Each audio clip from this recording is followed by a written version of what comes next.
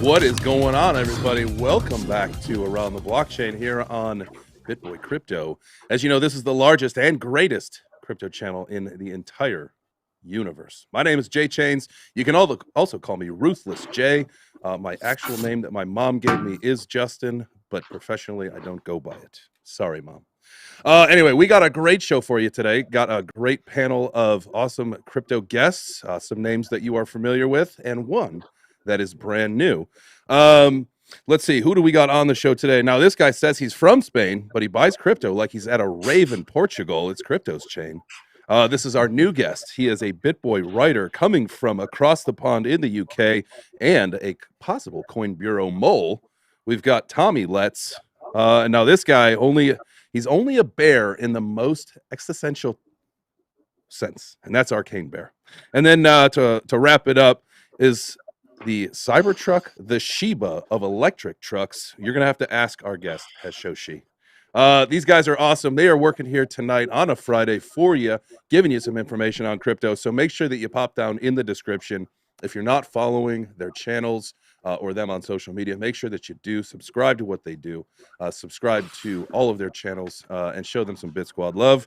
Sure do appreciate that. If this is your first time tuning into Around the Blockchain, as you notice, everybody's got a score down below in their little box there. If you're in the chat and you like what they say, throw up a +1. I will notice that, and then we'll start giving them some points. Whoever's got the most points at the end of the show gets to leave us with a parting thought, about 30 seconds or so. Something very important and some information that you would want to give to your viewers, to the people watching, to the BitSquad. Anyway, got some great topics today.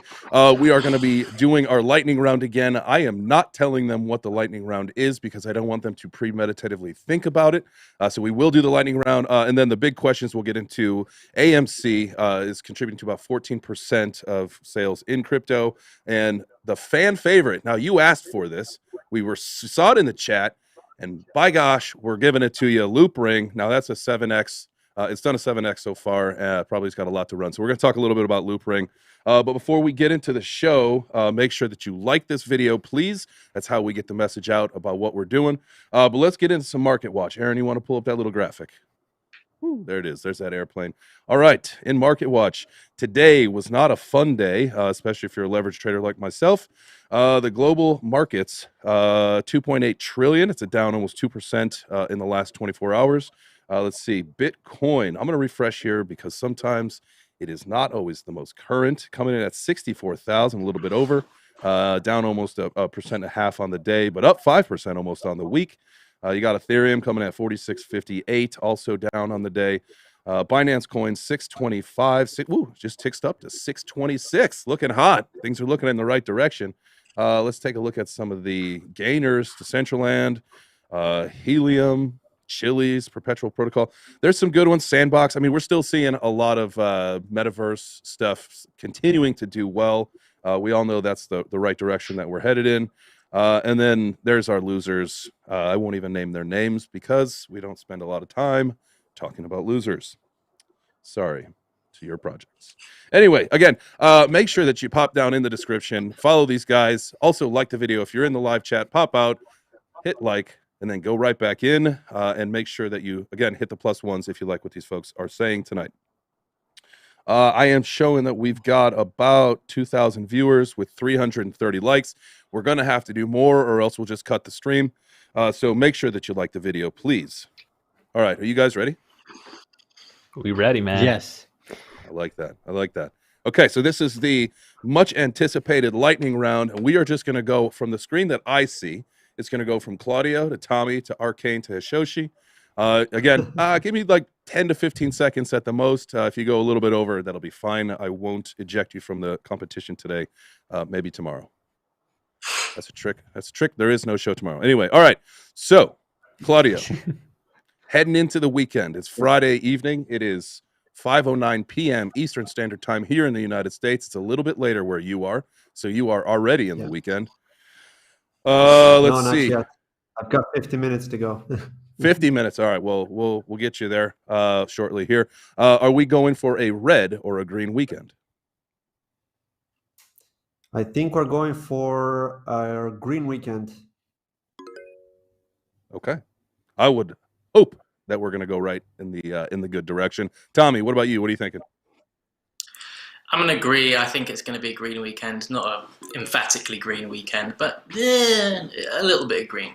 That's why higher than where we are right now. I like to hear that. Exactly. Yeah. All right, Arcane Bear, what you thinking?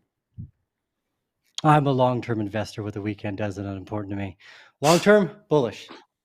Long-term bullish. That's all that matters. There is a point for that. Hashoshi, what are you thinking, my man?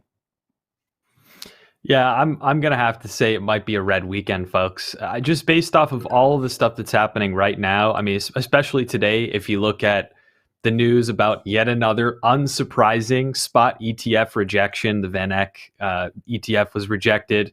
Not really that surprising, but ultimately, I think right now there's a lot of question marks in the air. A lot of people are concerned about where things are going, and the weekends tend to be kind of crappy for crypto anyway. So I think we're going to be red. Okay, perfect. Really quick, Hashoshi, 2 questions. One, is that a Molson neon light behind you? It is. My wife is from Toronto, and I actually don't really drink Molson, but I like neon signs.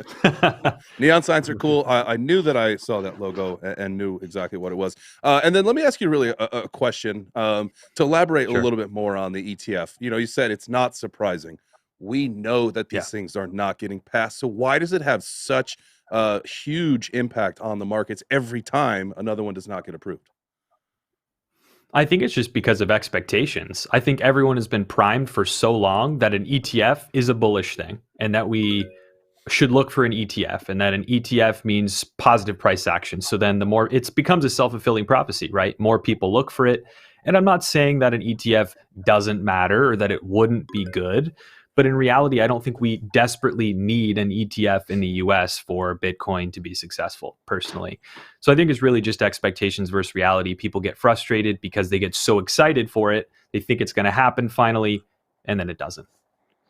Great. I love that. Does anybody have anything else to add to the ETF conversation before we move on to our first round of questions? I will take your silence as a no. Let's move forward. All right. So AMC accounts crypto for 14% of online transactions.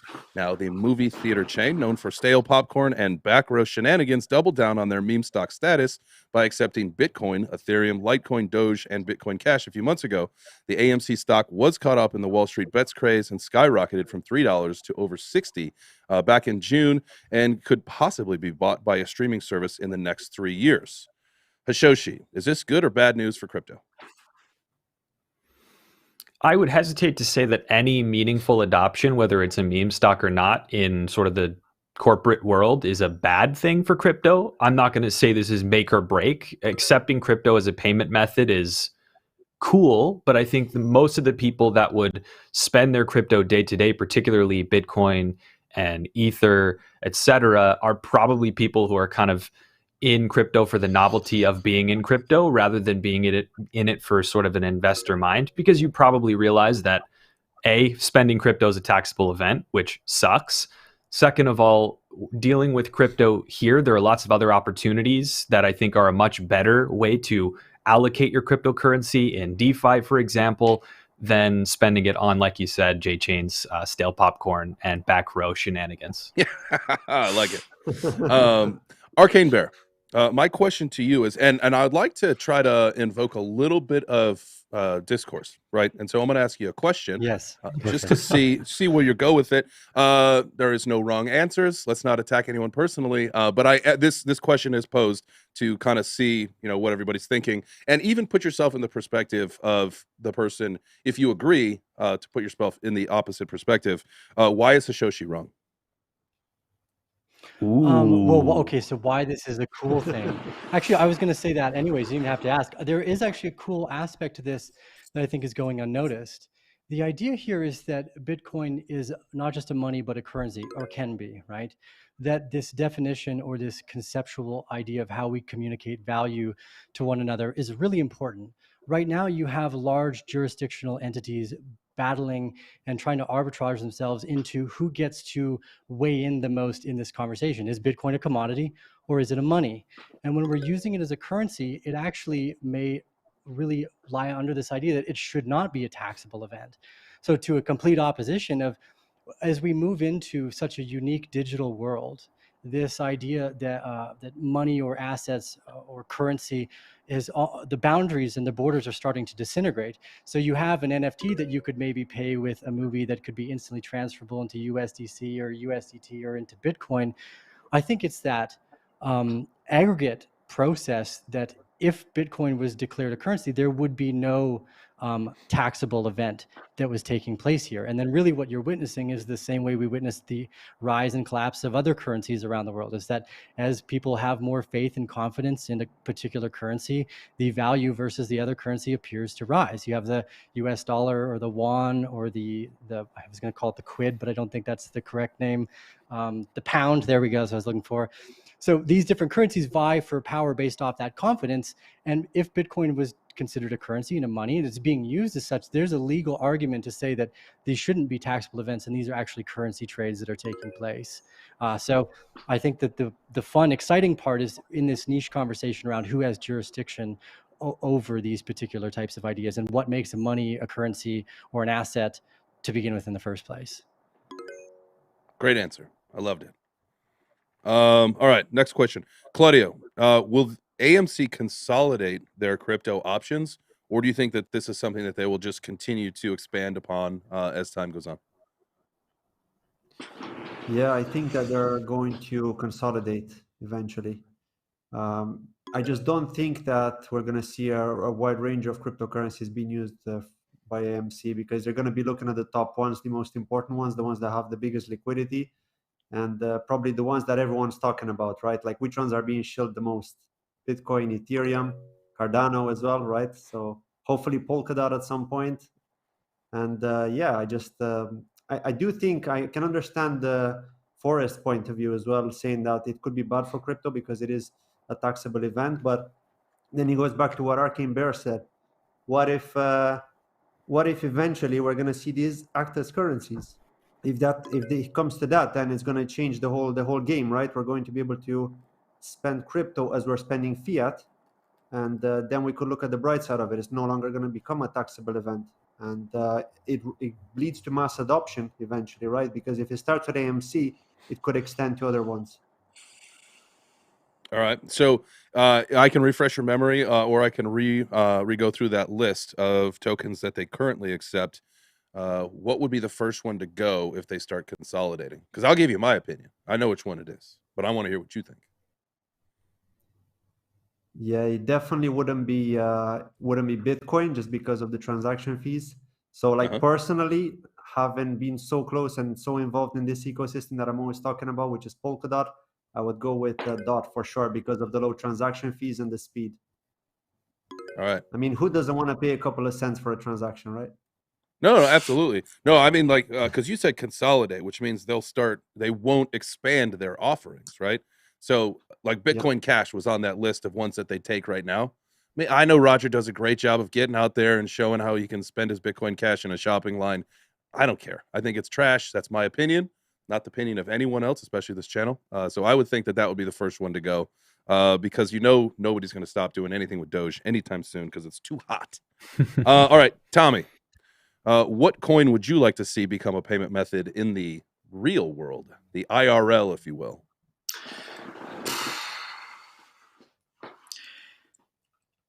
The truth is, I'm hearing all this. We're talking about consolidating. We're talking about whether it's good or bad for crypto. With the AMC adoption, I think it's almost like a litmus test.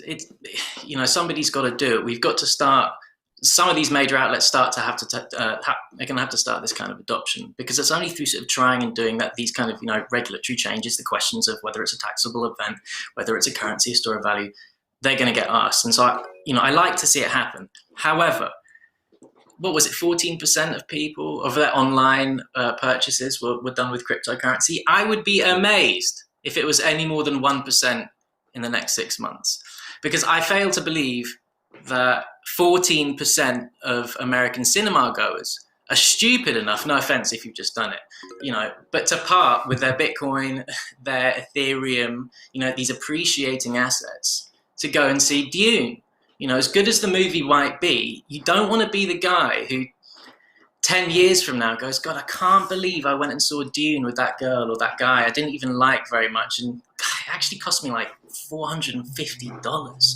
You know, so I would be surprised to see these sorts of numbers remain. I think it will probably. I think it. You know, as Hashoshi said, it's a bit of a fad. It's people who are, you know, excited by the novelty of being able to purchase their cinema tickets and their stale popcorn with crypto. I don't think it's going to, you know, develop into anything. Though I was thinking that Shiba Inu whale might be looking to offload some of that Shiba that he can't get rid of, and maybe he could just, you know, buy out every cinema in the whole of the United States and give everyone a free ticket. That's I'm game. a great idea. I like what you're saying, and you know, like spending Bitcoin for small items or whatever it is. I mean, you have to think, and it sticks in our mind. It sticks in my mind. I'm sure a bunch of you guys up here, you know, you think about Laszlo and his Papa John's pizzas that I think at current value is like $650 million. Like, I would be sick to my stomach if a few years from now I had spent that kind of money on a movie theater, a pizza, whatever. That would be terrible. But how do you start the economy any other way, though, right? Now let's see. I'm gonna bring you to Arcane. I'm gonna ask you another question. Is there a way for AMZ to survive all this, or are theaters on borrowed time, just like everything else we love? Hugging, democracy, and Brandon. Oh God, no, hugging's not going away. We're gonna keep that one around, I'm sure. So good question. You know, business. One of the easiest ways to try to find out what's going to happen in the future is to ask ourselves what isn't going to change. People have been a big fan of entertainment for a long time, although the movement towards the metaverse or this digital layer, like even right now, what we're doing is considered part of the metaverse, in my opinion. I think that a lot more people are going to start visiting concerts, probably not in real life. We saw that with Fortnite a few years ago, or at the beginning of the pandemic, that they had a conference that they did within Fortnite. You know, I try to follow the younger generation for understanding trends that are beyond my own grasp and capability. And what I'm most excited about is not AMC. So their days may well be done. But what I'm most excited about is the way the next generation starts to participate. And we're all talking about regulation, how do people get on and off with KMC and AML. But the idea that you can start playing a mobile video game and earn your way into asset generation and creation, then trade that asset for Bitcoin or Ethereum, Avalanche, DOT, whatever it is that you would like. This idea that it's all assets are kind of money and liquid with one another within this ecosystem, that ability to choose. Within the metaverse, I think it is a totally untapped potential for power. So I think most people are probably going to go watch movies in their home within the metaverse field. You'll see a lot more 360-degree movies start to come out. If you've ever used the Oculus Quest or whatever, this is ridiculous. Where some of this is going is, I don't even necessarily want to be a part of per se. Like I like my time outside with nature, but I guess what I'm getting at is to answer it more succinctly. I think the movie industry in general is going to take a big pivot and geared towards more of this metaverse type feeling, where you're going to have a more immersive expansive entertainment experience, whether it's in video games or movies. And adoption from AMC, like people spending it, using it as currency, is totally uninterested in comparison with the fact that you have a workforce being generated in like the Axis video game right now. That to me is the most exciting topic in terms of adoption. Anyways. Well, you basically stole my last question that I was going to ask, and it was going to be open-ended. I was probably going to ask everybody what their thoughts were on it, you know, with the metaverse, and what does this do to not the film industry, because movies will always get made, but, you know, how it's delivered to people. And I would say that the metaverse probably is going to play a huge role, and you're probably not going to see theaters because, yeah, just to log into your Oculus at home, you kind of get a pretty cool experience. Popcorn's cheaper, beer's cheaper, whatever. So I think the metaverse is going to change a lot of things. Claudia or Tommy, do you guys have anything to add on what you think the metaverse will do to the movie theater industry? I don't think the movie theater is going anywhere. And I don't actually think that the metaverse is going to rival it's not going to overtake the theater. It's not going to swallow up and consume the theater. It might present an alternative to the theater. But look, when streaming platforms came out, people were fearful genuinely that this was like the end of cinema going, that suddenly we have all this choice. You know, people were saying that before when DVDs became readily available and you could, like, you know, get them mailed to your house, you know, on subscription services. And yet, despite that, people continue to go to the cinema, and numbers pre, you know, 2020 and everything that's happened there. Before all that, cinema tickets were, I think, box office takings were the highest they'd ever been. People want to go to the cinema, they want to eat popcorn, they want to do their backseat shenanigans. And it's part of the collective experience of it. That's one of the things that I think that we learned throughout, you know, 2020, when we weren't hugging and we weren't having these collective experiences. Yes, it's amazing to go to a concert in the metaverse, and I'm sure millions, if not billions of people will do that. But there will always be a place, I believe, and I hope, for, you know, the IRL experiences that we do crave as human beings, that we do crave. So I don't think the cinema is going anywhere. That's, I mean, you could see both sides of the argument. Absolutely. I mean, I just went to the Rolling Stones concert last night. There's nothing that would compare to being right there in the, you know, in the auditorium, or it was in the stadium. There's no metaverse that would make that equal. So I can see what you're saying. Movies, not a big thing in my opinion, but you know, we'll see where that goes. Arcane or Claudio, anything to add on that? I'd like to add on metaverses too, if possible, please. Yeah, go for it, man. And the scalability, so I think, you can only like have Tommy so many was saying, people. I think, I don't know if it's going to take over the way cinema works and stuff, but it's definitely going to help with gaming, for example, or with smart houses. Like, just think of it, like people that love playing games and they're spending a lot of time indoors. I mean, how hyped are they going to be? I mean, they're going to spend even more time. Just think about it, right? Knowing that they can actually be in that game, communicate with their friends, rather than just have that headset on, right? They could actually have the headset on, but they could actually see their friend right next to them and actually take part in different actions, different events, do quests together. So I think for gaming, metaverse is going to be huge, and I think it's really going to take over. And then I think also for smart houses. I mean, how would you not like to maybe arrive home after a day's worth of work, and you just want to sit down, relax, and watch a movie, and you just go like, hey, Alexa, or whatever you want to call her, or him, or whatever, right? Can you please turn this movie on for me, or can you please prepare me popcorn?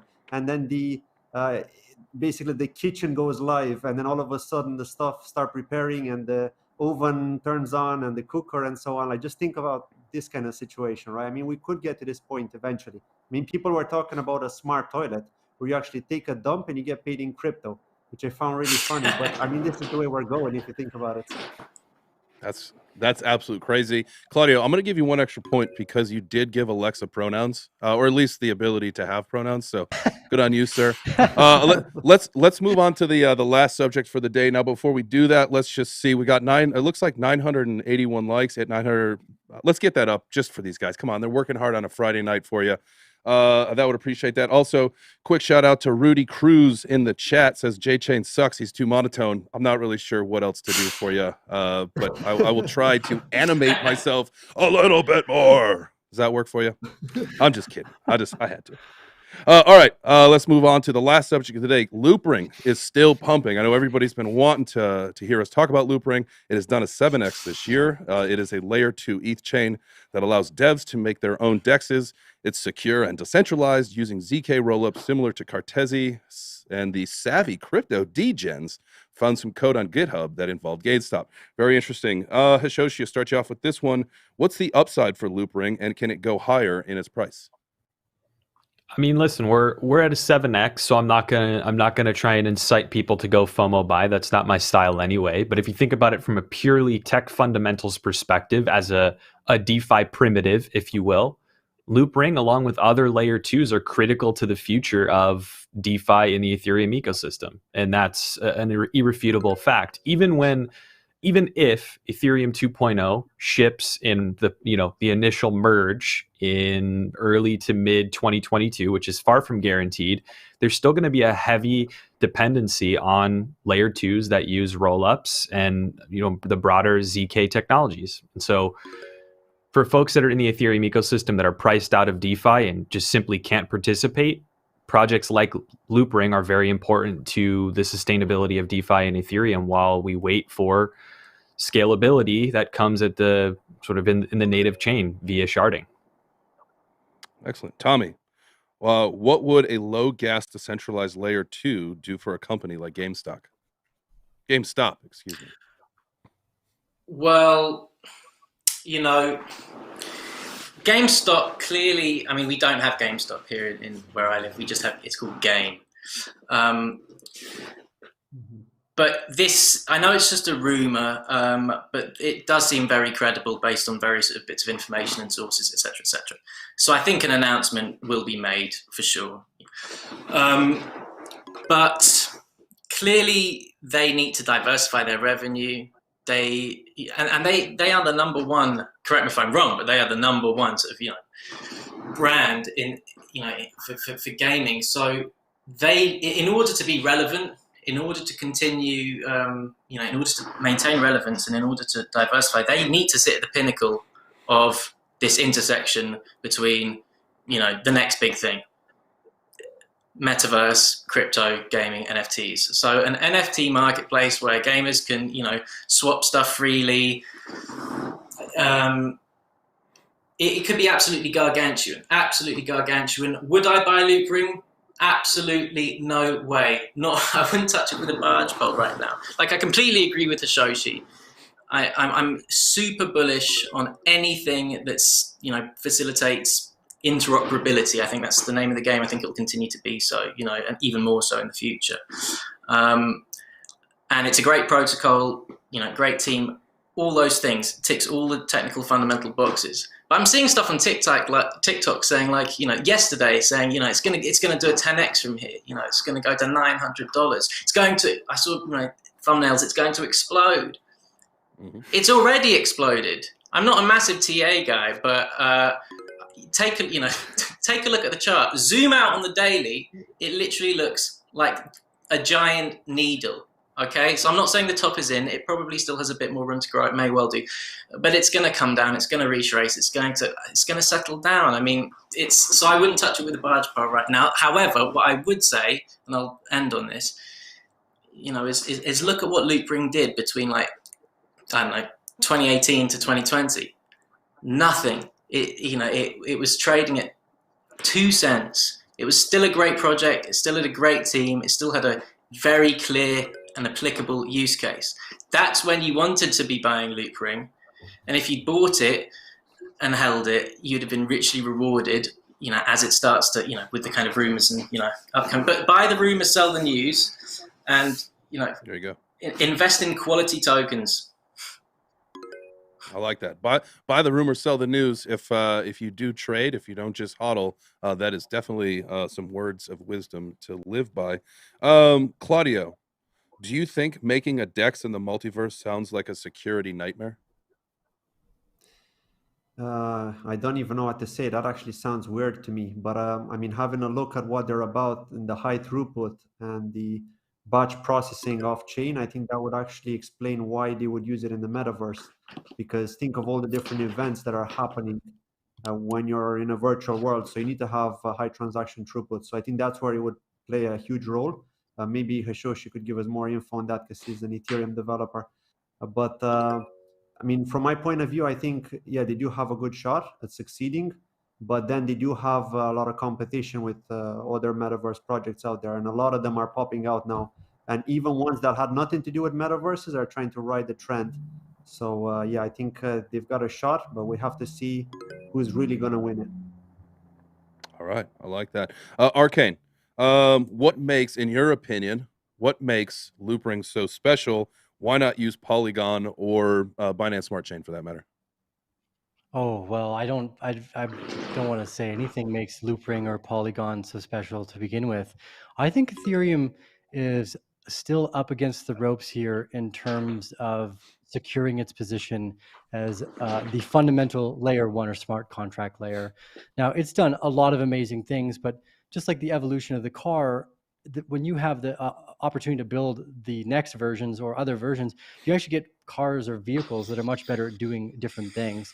So for Solana, as an example, already has the throughput necessary to run a lot of these video games, or the play to earn sector, the post to earn sector, the Web3 space in general. It's faster, it's a little bit easier. Ethereum doesn't have that advantage right now in terms of the adoption.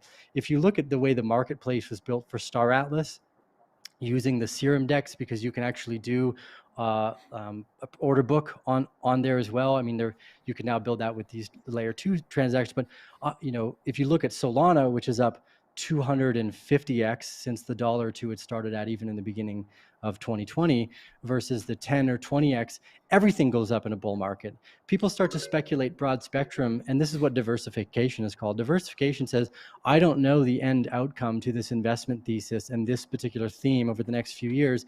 So instead of just betting on like layer 2 solutions for Ethereum, I'm going to take whole bets on Avalanche or Solana as well. And these feel to me like they are just as well positioned as Ethereum to take those spaces over. And that Ethereum hasn't been around long enough, in my opinion, and this is my silly jungle man opinion, that in an early stage kind of venture startup, you can have a great few years for a company. MySpace had a great few years, and then it got absolutely destroyed by its competitor. We see this frequently where it's not first mover advantage that brings you the most strategic value. It's the way you interact with the community and build. And Solana and Avalanche have a lot of really solid features. So more than layer 2, or more than like layer 2 scaling solutions for Ethereum, I'm much more interested in what Solana and Avalanche are offering as a solution to that same problem. I like what you just said. Hashoshi, I'm going to bring the last question to you. Looks like you've got 5 points to tie Arcane Bear. 6 would take it. So it all depends on what you say here. Now, taking what Claudio said kind of about the metaverse and then what Arcane just said, what would need to happen in blockchain to make the user experience better, a little more palatable maybe? I think there are 3 big things. The first one is that in general, there needs to be generic, general base layer interoperability. There can't be this huge fragmented mess where if I have an asset in one place, I have to introduce myself to all this huge bridge and counterparty risk to move my assets to another space using, 50 wallets and 10 bridges and all these other things. That can't happen. The second thing is that there actually needs to be a unified wallet experience where folks can have one single wallet primitive. That could be an application on a mobile. That could be a combination like hybrid mobile application, and then a company helps. There's like multi-party computation for custody.